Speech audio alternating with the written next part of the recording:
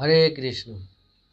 ভগবান শ্রীকৃষ্ণ যমুনার তীরে লীলাবিলাস করেছিলেন, আর সেই লীলাবিলাস ব্যাসদেব সরস্বতীর তটে লিপিবদ্ধ করেছিলেন। আর সেই লীলাবিলাস সুখদেব গোস্বামী গঙ্গার নিকটে কীর্তন করেছিলেন, আর পরীক্ষিত মহারাজ তা শ্রবণ করে ভগবত ধাম প্রাপ্ত হয়েছিলেন। আমরা এখানে দেখতে পাই গঙ্গা, যমুনা, সরস্বতী তিনজনই শ্রীমদ্ ভাগবতমের সঙ্গে পুরোপুরিভাবে সম্বন্ধযুক্ত। তাই আমাদের দুর্লভ মনুষ্য জীবন লাভ করে আমরা যদি এই শ্রীমদ্ ভাগবতমের সঙ্গে পুরোপুরিভাবে সম্বন্ধযুক্ত হই, তাহলে আমাদের দুর্লভ মনুষ্য জীবন সার্থক হবে। এই কলিযুগে আমাদের জন্যই শ্রীমদ্ ভাগবত মহাপুরাণ উদিত হয়েছে। এটা ভগবানের বাণী অবতার। এতে ধর্ম, জ্ঞান আদির কথা রয়েছেন, যা কৃষ্ণের উপদেশ শিক্ষা তা সবই এতে রয়েছেন।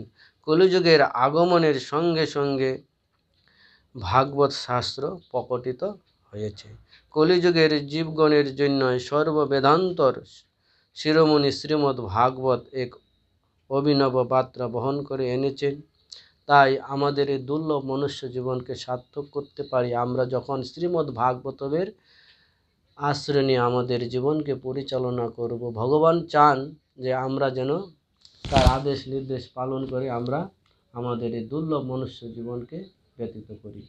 তাহলে ভগবান আমাদের প্রতি সন্তুষ্ট হবে, আর ভগবান চান সমস্ত তার সন্তানরা তার কাছে ফিরে আসুক। এর জন্য ভগবান যুগে যুগে অবতীর্ণ হন।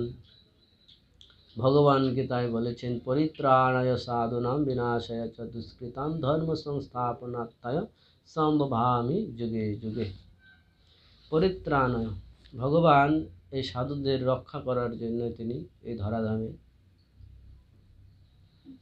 আসেন। দুষ্কৃতিকারীদের বিনাশ করার জন্য তিনি এই ধরাধামে আসেন, আর ধর্মকে স্থাপন করার জন্য তিনি এই যুগে যুগে অবতীর্ণ হন।